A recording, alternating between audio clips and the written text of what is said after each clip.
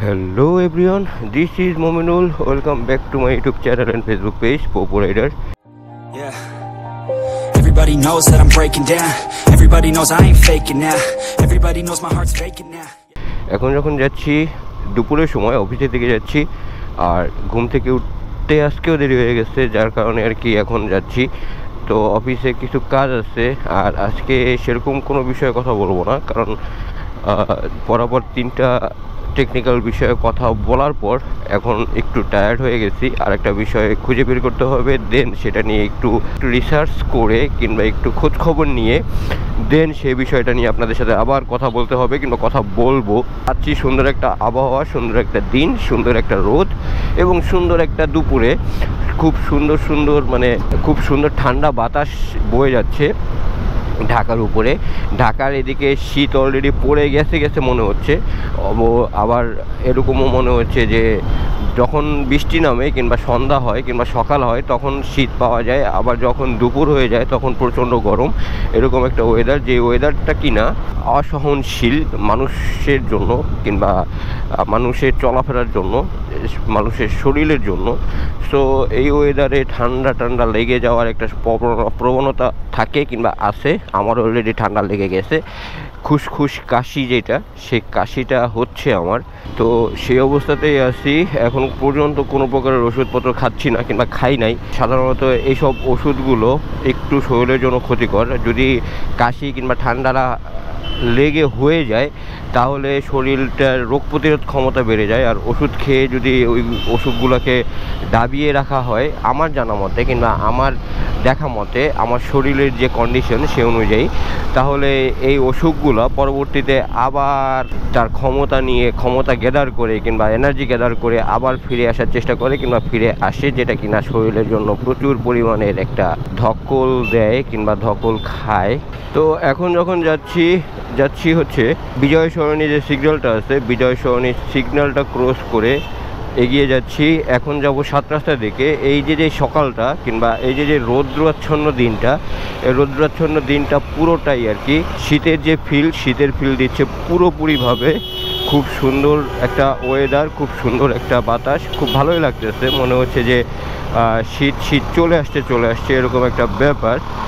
আর এই শীতের আগমনী বার্তাতে সবাই আর কি যে পিঠাপুরি আবিজাবি যেগুলো আছে সেগুলো খেতে বাড়ির দিকে যাবে। ঢাকা শহরে এসবের বালাইটা সবাই খুব কমই করতে চায় কিংবা এই পিঠা আটার ঝামেলা এগুলো সবাই করতে পারে না কিংবা করতে চায় না। আর খেজুরের রসের যেই ঘ্রাণ, ভাই অরিজিনাল যে খেজুরের রস, সে খেজুরের রসের যে ঘ্রাণটা, সে খেজুরের রসের ঘ্রাণটা ঢাকা শহরে কিংবা অরিজিনাল খেজুরের রস ঢাকা শহরে পাওয়া যায় না বললেই চলে।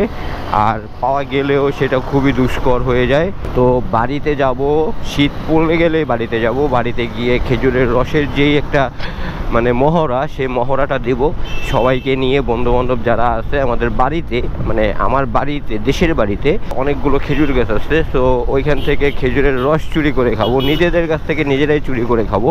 এইটা একটা আলাদা ফিল, আলাদা মজা, এই খেজুরের রস চুরি করে খাওয়াটা। হয়তোবা আপনাদেরকে দেখানোর চেষ্টা করবো কিন্তু আপনাদেরকে দেখাবো কিভাবে কি করি না করি। যদি আপনারা আমাকে দেখেন তাহলে 7 রাস্তার সিগন্যালটা চলে আসছি, সিগন্যালটা ক্রস করে দেন আবার আসতেছি আপনাদের সাথে। আজকের ভিতর দিয়ে যে রোডটা ছিল সেই রোডটা বন্ধ করে দেয়া, কিসের কারণে বন্ধ করে দেয়া, কী কারণে বন্ধ করে দেয়া, কী সুবাদে বন্ধ করে দেয়া সেটা হয়তো বা জানি না কিংবা জানতেও চাই না। আমার মেন যেই সিগন্যাল 7 রাস্তার সিগন্যাল সামনে, তো 7 রাস্তার সিগন্যাল থেকে যেতে হবে, কিছু করার নাই। তেজগাঁয়ের যে ভিতরে রোডটা আছে সেই তেজগাঁয়ের ভিতরে রোডটা বন্ধ। এখন হচ্ছে গিয়ে হাতির ঝিলের যে সিগন্যালটা আছে মাথায়, তেজগাঁয়ের রোডের মাথায়, সেই সিগন্যালটা দিয়ে যাওয়ার চেষ্টা করব কিংবা সেই সিগন্যালটা দিয়ে যাব। ওই দিক দিয়ে ঢুকতে পারলে একটু জিনিসটা সহজ হতো, কিন্তু এই দিক দিয়ে ঢুকলে জিনিসটা সহজ হবে না যে তা না, সহজ হবে বাট একটু ঘোরাঘুরি, একটু জ্যাম ঠেলতে হবে। এখানে আবার একটু সিগন্যাল বাস টাসের ঝামেলা থাকে কিংবা বাস টাস, এরা হচ্ছে রাস্তার মাঝখানে দাঁড়ায় একটা কৃত্রিম যানজট সৃষ্টি করে। আর ওই রাস্তাটা বন্ধ থাকার কারণে এই পাশের রাস্তাটা একটু চাপটা পড়ে বেশি বেড়ে গেছে, একটু বেশি চাপ মনে হচ্ছে। এই পাশে ফ্লাইওভারটা আছে, ফ্লাইওভার ব্রিজের উপর দিয়ে গাড়ি ঘোড়া চলাচল করলে কিংবা ফ্লাইওভারটা ক্রস করে ফেললে আবার এই যানজটটা পাবো না, কারণ এখানে 60% গাড়ি ফ্লাইওভার দিয়ে যাবে। তো এই হচ্ছে গিয়ে অবস্থা। আর এই হচ্ছে কি ব্যাপার স্যাপার। তো আমি ফ্লাইওভার দিয়ে যাব না, আমি নিচ দিয়ে চলে যাব। সিগন্যাল দিয়ে দিয়েছিলাম নিচ দিয়ে যাওয়ার, মানে বাম দিয়ে যাওয়ার। সংঘর্ষ, ছোটো একটা সংঘর্ষের ভিতর দিয়ে রাস্তাটা পার হলাম। আসলে এখানে কিছুটা ভুল আমারও ছিল, আমি আর কি একটু বেশি ডানে চাপাই ফেলছিলাম, যেই কারণে আর কি একটু ঘষাটা লাগছে। এটা আবার ও খেয়াল করে না, যেহেতু ও খেয়াল করবে না, কারণ ওর লুকিং গ্লাস নাই, সেহেতু ও খেয়াল করবে কীভাবে। এটা হচ্ছে গিয়ে মেন ফ্যাক্ট। আর হাতিরঝিলে যে রোডটা আছে, হাতিরঝিলের রোডটা সবাই আর কি ঘুরতে টুরতে আসছে, বসে সময় টময় কাটাচ্ছে। আর হাতিরঝিলের এই যে প্রবেশদ্বার, মেন প্রবেশদ্বার, এখান দিয়ে অনেক দিন পরে আজকে ঢুকলাম। সাধারণত আমার এদিক দিয়ে ঢোকা হয় না, আর এদিক দিয়ে আমি ঢুকিও না। আমি সাধারণত 7 রাস্তা দিয়ে ঢুকে, তেজগাঁর ভিতর দিয়ে ঢুকে, 7 রাস্তা দিয়ে ঢুকে তেজগাঁর ভিতর দিয়ে বের হয়ে দেন হাতিরঝিলে যেই সংযোগ রোড আছে সেই সংযোগ রোড দিয়ে ঢুকে দেন হাতিরঝিলে ঢুকি। আর মেন যে হাতিরঝিলটা, যে এতখানিক রাস্তাটা আমার কখনোই ক্রস করা হয় না। এই যে ব্রিজটা আছে, এখন যে ব্রিজটায় উঠবো সেই ব্রিজের নিচ দিয়ে সাধারণত ঢোকার চেষ্টা করি কিংবা ঢুকি। এই রোডটা আজকে বোনাস অতিক্রম করা লাগলো, আমার কিছু করার নেই। এবং ওই রাস্তাটা বন্ধ থাকার কারণেই এই রাস্তাটায় আসা লাগছে, এটাও কিছু করার নাই। আর গাছপালার ডালপালা ছেটে ফুটে দিছে সব, যেহেতু শীত আসতেছে, নতুন পাতা নতুন কুড়ি বেরোবে, এই আশাতেই হয়তো বা সব গাছপালা ছেটে ফুটে দিচ্ছে সব। আর এই দিকের এই যেই বেড়াটা আছে কিংবা কাঁটাতারের ফেন্সটা আছে, সেটার উপরে লতা পাতা উঠে একটা নাজেহাল অবস্থা। এটা এই ফেন্সটাকে নষ্ট করে দিচ্ছে, কারণ লতা পাতা উঠলে সেটা যদি বৃষ্টিতে ভিজে কিংবা যে কোনো কারণে যদি ভিজে, তাহলে কিন্তু এই ব্যাপারটা ভিজা থাকে। এবং ফেন্সটা যেহেতু মেটেল, সেহেতু ওইটাও ভিজা থাকবে, এবং ওইটা ভিজে থাকলে আপনার যে ফেন্সটা আছে সেই ফেন্সটা রং কিংবা মরিচা ধরে যাওয়ার একটা প্রবণতা থেকে যায়। এখানে একটা সুন্দর কি বলে ওটাকে, রোলার কোস্টারের যেই একটা ফিল, সেই রোলার কোস্টারের একটা ফিল পেলাম, কারণ একটু রাস্তা উঁচু একটু রাস্তা নিচা। সো সেই ফিলটা রোলার কোস্টারের ফিলের মতনই লাগলো।